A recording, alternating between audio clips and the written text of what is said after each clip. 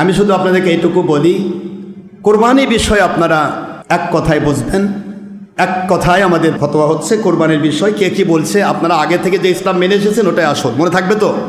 নতুন নতুন গল্প করবে আগেকার সত্যিকার ইসলামী বিরোধী, এটা বুঝবেন। আমের গাছে তেঁতুলের কলম কাটা ডাল, মনে থাকবে। বাতিল ফেরকা কোনো কথা মানার মতো সুযোগ নেই। আপনাকে আল্লাহ সন্তুষ্টি, নবী সন্তুষ্টি পেতে হলে গোড়ার দিকে যেতে হবে।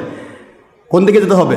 গোড়ার দিকে। পূর্বে যে ইসলাম মেনেছেন এটা আসল ইসলাম। যত ইসলাম পূর্বে মেনেছেন সমস্ত আসল, পূর্বের বিরোধী যেটা নতুন নতুন এটা নকল, মনে থাকবে। এই জন্য আমি আপনাদের বলছি কোরবানির বিষয়টা ওয়াজিব কার উপরে। অনেকে আমাকে বলে হুজুর ওয়াজিব আমি তো ঋণগ্রস্ত। বাবা, অনেক কোটিপতিও আছে, কোটি কোটি টাকার মালিক, কিন্তু ঋণগ্রস্ত। এই নাম করে কি আপনি কুরবানি থেকে ফাঁকি দিবেন?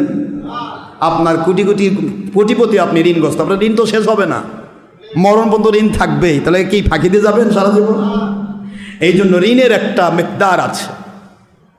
লোকটা এমন গরিব, ওই ঋণ ছাড়া তার বাড়িতে কোনো খাবার জোটে না। কথা বলছেন না কেন? ঋণ নিয়েছে, ওইটা দেশে খাদ্য খাবার খাচ্ছে, টাকা পয়সা নেই, এটা ঋণগ্রস্ত। কিন্তু কোটিপতির ঋণ, কথা কয় না দেখি, কোটিপতির ঋণ আছে নি? আমি গুনাহগার, আমার তো মেলা ঋণ, তাহলে আমার তো কুরবানি দেওয়া যাবে না, কি যাবে? আমি তো ঋণ করেছি অনেক, আপনারা জানেন তো সব। তারপর আমি আলহামদুলিল্লাহ গ্রামের বাড়িতে 2টা ছাগল দিচ্ছি, এখানে গরু দিচ্ছি, আবার হুজুর পাক সাহেবের সুন্নতি কোরবানি দিচ্ছি, আলহামদুলিল্লাহ বলেন। তো কেন আমি ফাঁকি দিয়ে যাবো? আমরা ঋণ তো থাকবেই, ঋণ চলবে, আসবে, ফিরবে, ঘুরবে, কিন্তু আমার জীবনে কোরবানি প্রতি বছর নাও আসতে পারে। এই কোরবানি যাচ্ছে, সামনে বছর কোরবানি পাবো, গ্যারান্টি আছে।